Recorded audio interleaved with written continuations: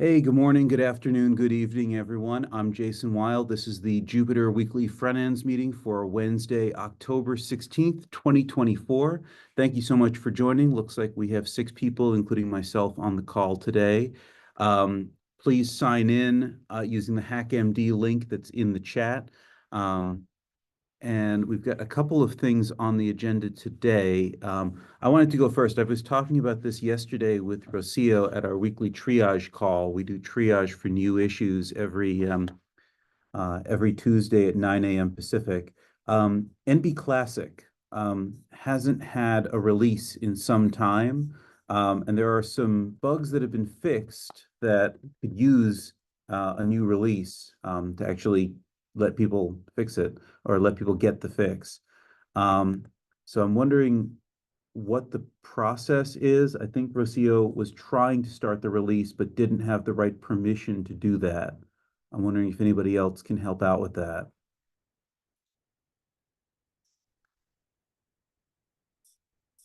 Looks like it's in the Jupyter repo.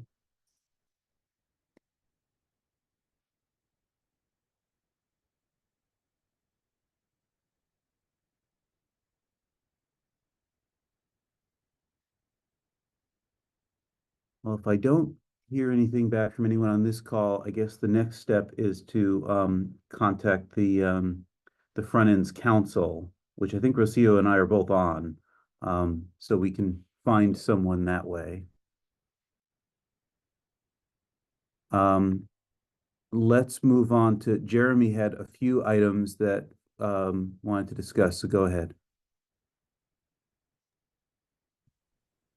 Right. So the first one is the JupyterLab first RC is released, and there is also a first beta for Notebook. So please try. I think it would be also nice to discuss the timelines we would like to have for the final release. So I think there are still a couple of PRs open, but not that many anymore in the 4.3 milestone. So that's good. Maybe it means that we can just try to wrap them up and then cut the final. On my side, I'm working on a couple of fixes for Notebook 7 mostly, trying to get them done as quick as possible to not block the 7.3 release. But yeah, otherwise, I think it's looking quite good for now, except the next item point that I have on this agenda, which is related to the process publishing to PyPI. So during the release of the RC, on this issue that is now tracked in on GitHub and also on the PyPI support repo. So apparently we have reached the 10 gigabytes limit on PyPI. That's already a lot, but the problem now is that we are kind of stuck. So for now, the workaround was to go through like all releases. So and then find one that is heavy and try to delete it. So let me check. Yeah, one that was deleted was a alpha release for JupyterLab 4.0, which I think was maybe also had some issues because it was almost 100 megabytes big for each of the source distribution and the build distribution. So that's, I think, almost 200 freed, but it doesn't leave that much space for the next release. So maybe the 4.3.0 final will be able to, to go through.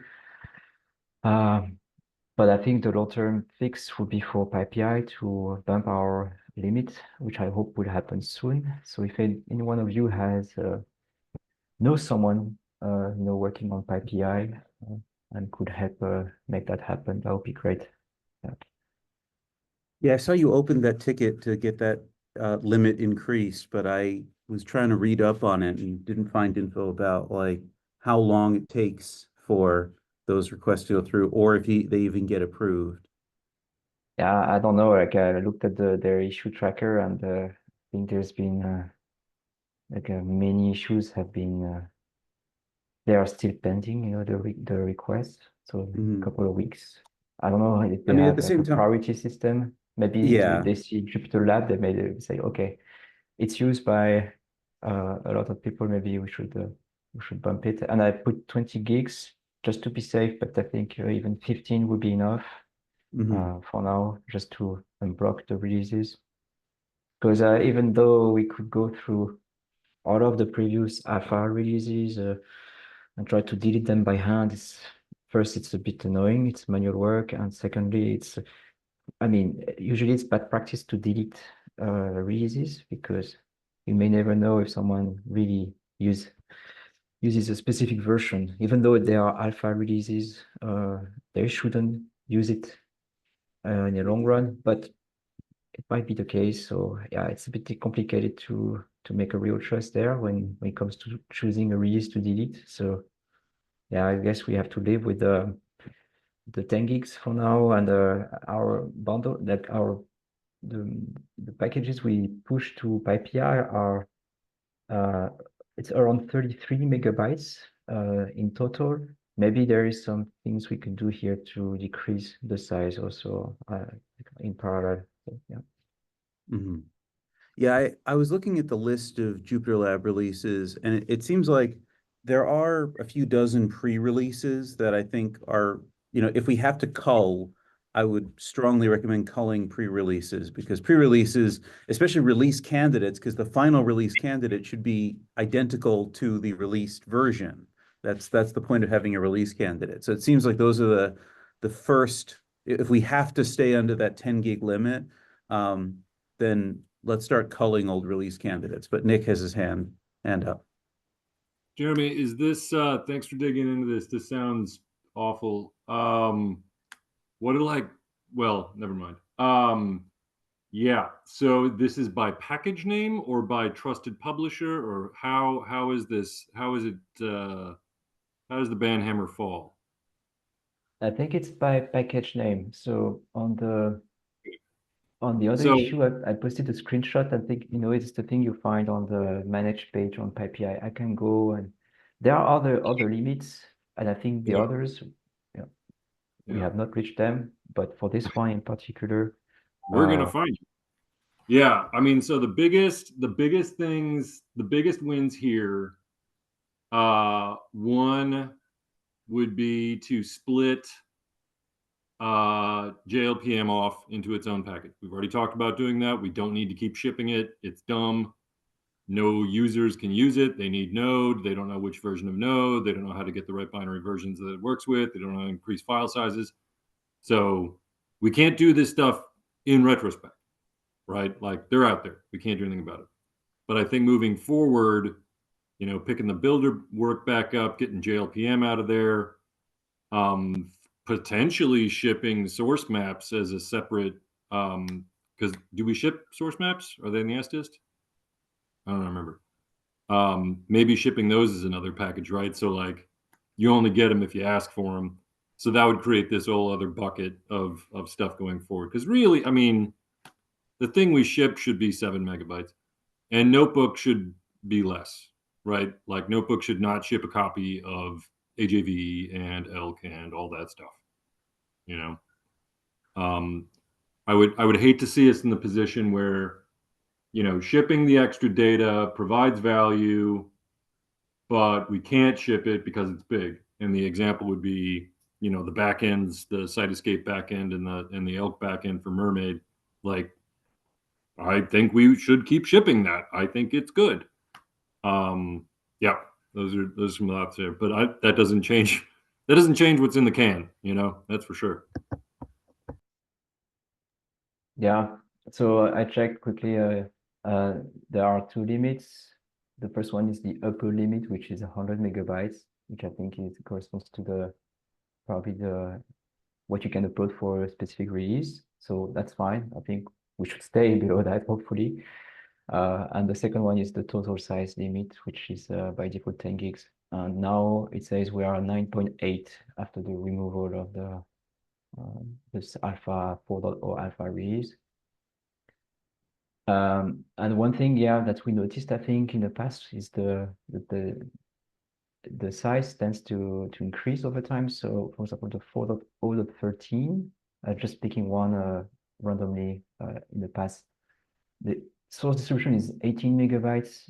The weight is 9, and now we are a couple more megabytes bigger, which could be explained when we add new, packages, libraries, I guess. But so there, I think there will still be some slow increase of the total size, but maybe there is still a way to indeed reduce a little bit of like gain a few megabytes at least. Yeah. Yeah, that's it for me, I think.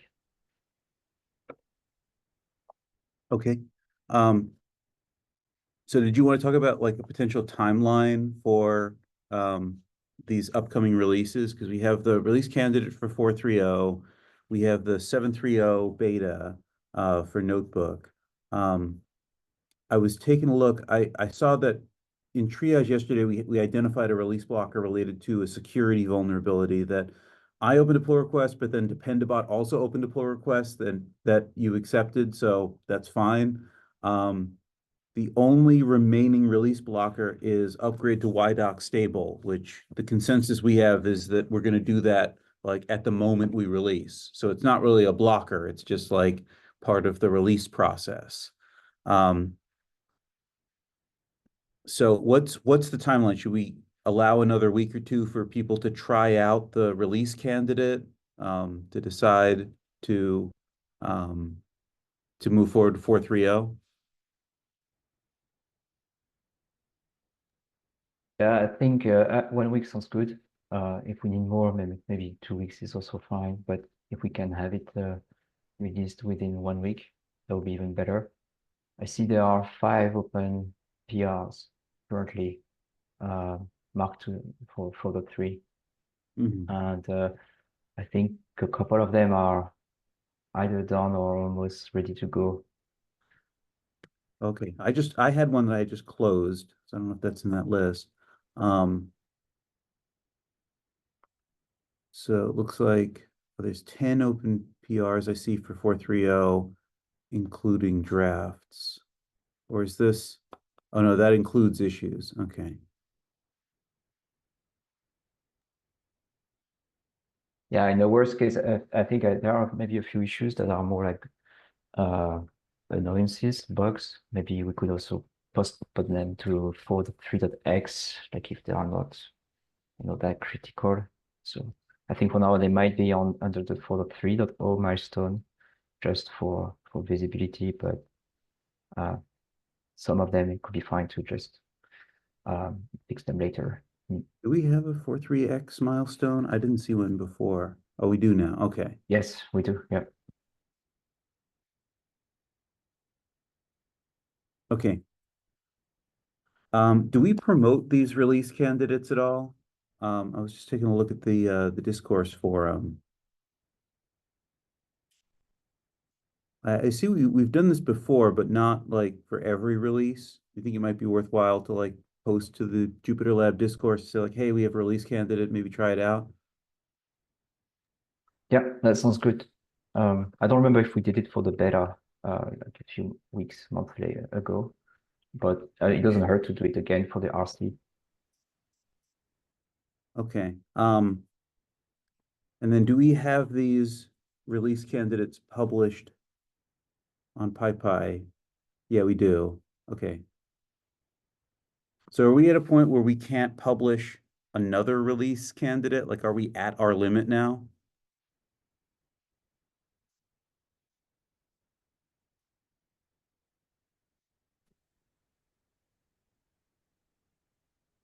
So I think I dropped for a few seconds. Okay. Yeah. So the question was whether it's possible to make another release, and I think yes, because we freed something around 200 megabytes. Okay. So we should have space So we're not, for. okay, so we're not blocked. I think we can make maybe 4, 5 more, but that is like we're gonna have to check again like the total size after each release just to make sure. Yeah.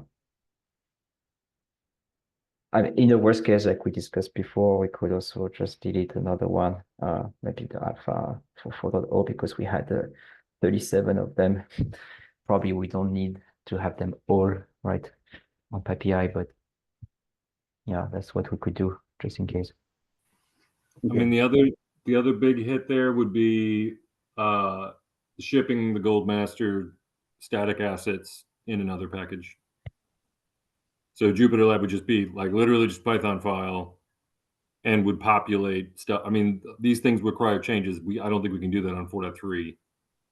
Like, you know, that's breaking change. But you know, like at least well, no, we ship 2 copies of everything, right? Because we got the in-tree one and we have the one that goes into sysprefix shared JupyterLab. So there's 2 copies of the giant tarball, you know, of the giant bundle for the main application.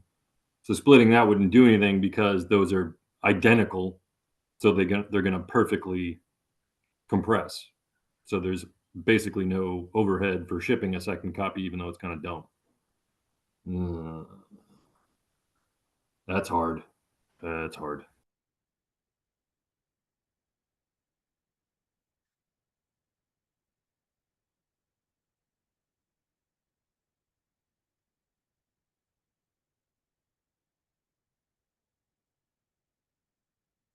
Okay, let me take another look at the agenda because we had a couple folks who joined late.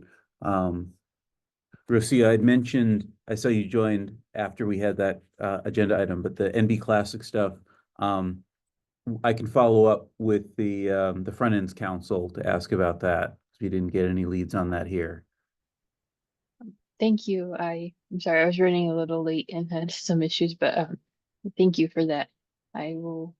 I noticed I had a somewhat adjacent issue that I had opened up in the governance repo, I believe, and I got a response to that it might be better to go to the SCC. So I think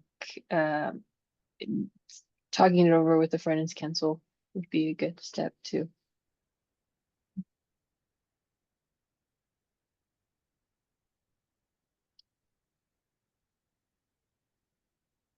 All right, let me take one more look. I just dropped another link for anyone who joined late to the agenda.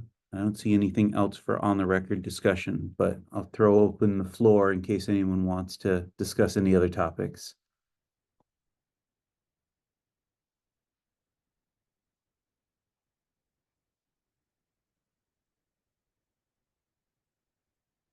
I will say on the record that in a few weeks, we are planning to do a community call at this time on November 13th at 9 a.m. Pacific. We did one of these, I think last December was the most recent community call, and we had a great time. We were like, hey, let's do this again sometime. And then we haven't done that yet. So we are currently working on announcements and publicity surrounding that. And by we, I mean the DEI committee. We're going to be like coordinating and hosting it this time. So be on the lookout for that. That's going to be on November 13th. So that's 1, 2, 3, 4 Wednesdays from now. Any other topics to discuss, announce, what have you?